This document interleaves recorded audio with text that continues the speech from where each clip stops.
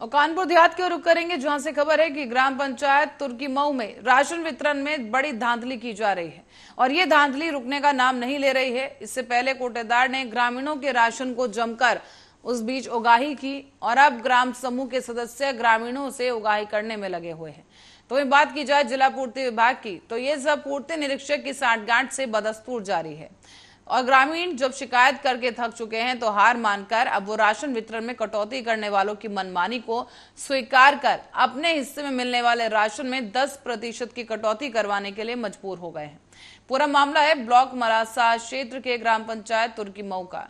यहाँ पर तत्कालीन कोटेदार ने सरकारी राशन वितरण में जमकर धांधली की है और ग्रामीणों की माने तो राशन वितरण करने वाले समूह से पहले ही अधिकारी कटौती कर राशन देते हैं, इसीलिए जो ग्रामीण हैं उन लोगों को राशन कम मिल पाता है।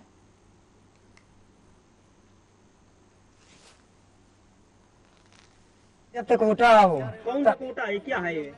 कावेरी। कावेरी क्या है ये? समूह समूह समूह है। और समूह में गल्ला बढ़ता है। हाँ। अच्छा, क्या इसमें समस्या आ रही है? समस्या यूँ है कि 20 किलो अगर है 4 यूनिट पर तो 18 दे रही हूँ। 18 दे रहे हैं। हाँ। कौन दे रहा है? समूह मनीषा पाल। अध्यक्ष कौन है? अध्यक्ष मनीषा पाल। अच्छा, मनीषा पाल। हाँ। आपने ये कहा नहीं कि 18 किलो क्यों दे रहे हैं? हर बार कहा तो हर बार कही देती है, ऐसा सबका काट रहे हैं। क्यों काट रहे हैं ये नहीं बताया उन्होंने? कहती सबका कटा थे, तुम्हारे कौन कटा थे, बस इतना कही देती है। तो ईदा फिर हमको हो कि जब 20 किलो का तुम पैसा ले रही हो तो 18 किलो वजन लिखाओ, हमारे रजिस्टर में लिखाओ, लिखित करो और हमारे रिसीविंग में लिखाओ और फिर एक बाद हमको 20 किलो में यहाँ जो तो 18 किलो का पैसा लो, 2 किलो का पैसा। तो कोटा का समस्या जब तक कोटा हो। क्या नाम है तुम्हारा? सुमन। अच्छा, कहाँ रहती हो आप? तुर्की में। क्या है गल्ले का मामला? 5 यूनिट चढ़ी है, 22 किलो मिला। 5 किलो। अच्छा, क्यों 5 किलो देती है? ये आपने कहा नहीं उनसे?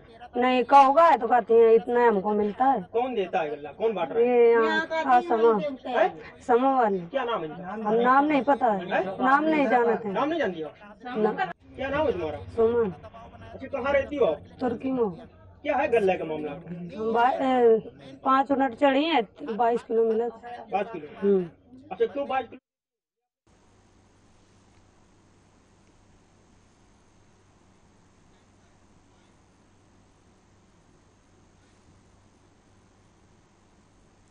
और रायबरेली में पूरी आस्था और श्रद्धा के साथ गणेश विसर्जन संपन्न हुआ है।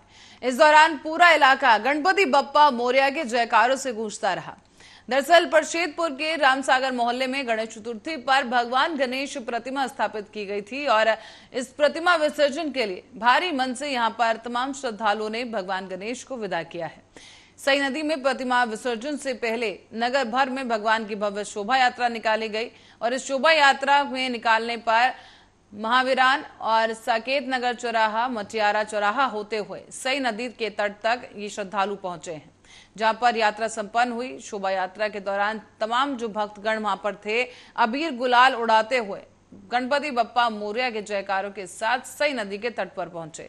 यहां विधि विधान के साथ पूजा अर्चना के बाद नम आंखों के साथ भगवान गणेश को भक्तों ने अगले बरस तो जल्दी आने के जयकारों के बीच नदी में विसर्जित कर दिया है।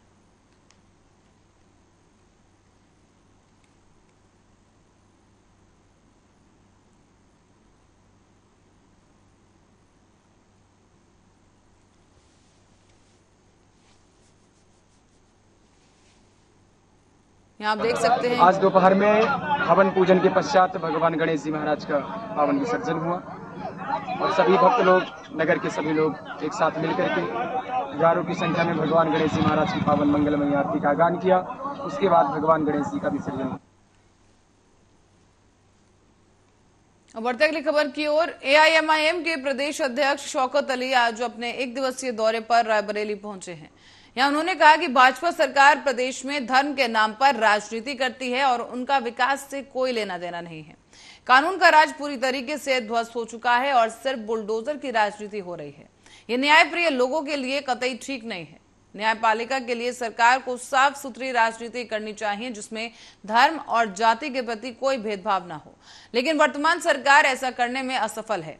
उन्होंने मुख्य विपक्षी दल समाजवादी पार्टी पर भी जमकर निशाना साधा। कहा कि समाजवादी पार्टी की सरकार ने मुसलमानों को धोखा दिया है, उनके साथ कभी न्याय नहीं किया गया और मुसलमानों को सिर्फ वोट के लिए इस्तेमाल किया गया है।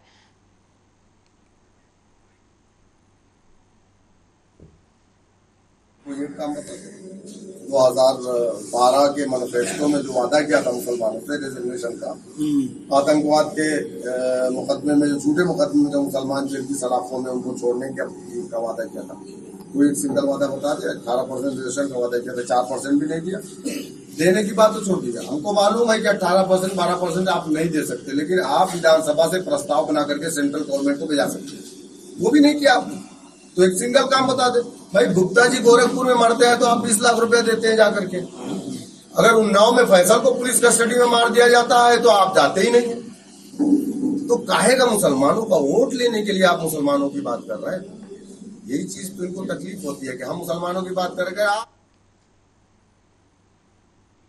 खबर अब उन्नाव से है, जहां विवाद के चलते एक युवक ने महिला दरोगा बेटी पर और उसकी मां पर चाकू से हमला कर दिया। इलाज के दौरान कानपुर अस्पताल में मंगलवार की सुबह ही महिला दरोगा की जख्मी मां की मौत हो गई। पुलिस ने 3 दिन बाद आरोपित को गिरफ्तार कर लिया है।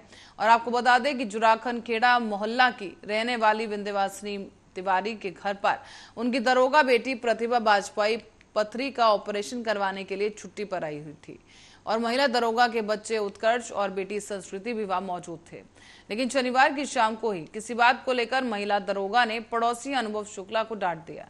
इसी बात से नाराज होकर अनुभव ने चाकू से महिला दरोगा पर हमला करना शुरू कर दिया।